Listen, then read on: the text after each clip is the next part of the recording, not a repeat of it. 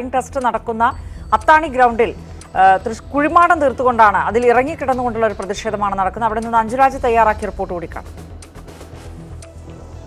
അവകാശങ്ങൾ നേടിയെടുക്കാൻ വിജയം വരെയും സമരം ചെയ്യും, വിജയം വരെയും സമരം ചെയ്യും, വിജയം വരെയും സമരം ചെയ്യും, വിജയം വരെയും സമരം ചെയ്യും. തൃശൂർ അത്താണിയിലെ ഡ്രൈവിംഗ് സ്കൂൾ ഗ്രൗണ്ടിലാണ് ഇത്തരം ഒരു വിചിത്രമായ പ്രതിഷേധം ഇപ്പോൾ നടക്കുന്നത്. ഡ്രൈവിംഗ് സ്കൂൾ സംഘടനകളുടെ സംയുക്ത ആഭിമുഖ്യത്തിലാണ് ഇത്തരം ഒരു സമരം നടക്കുന്നത്.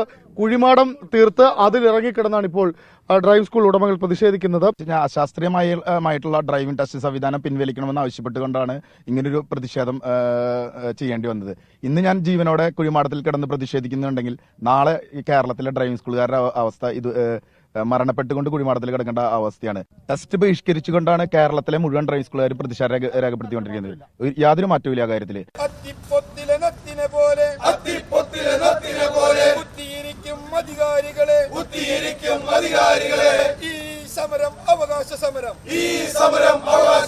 സ്വാഭാവികമായിട്ടും ഇത്തരം ഒരു കടുത്ത പ്രതിഷേധവുമായി മുന്നോട്ട് പോകാൻ തന്നെയാണ് അവരുടെ തീരുമാനം. അത്തരത്തിലാണ് കുഴിമാടം തീർത്തുകൊണ്ട് അതിൽ ഇറങ്ങിക്കിടന്നുകൊണ്ട് ഒരു പ്രതിഷേധത്തിലേക്ക് ഡ്രൈവിംഗ് സ്കൂൾ ഉടമകൾ തൃശ്ശൂരിൽ പോകുന്നത്. തൃശ്ശൂരിൽ നിന്ന് അഞ്ജുരാജ്, ഏഷ്യാനെറ്റ് ന്യൂസ്.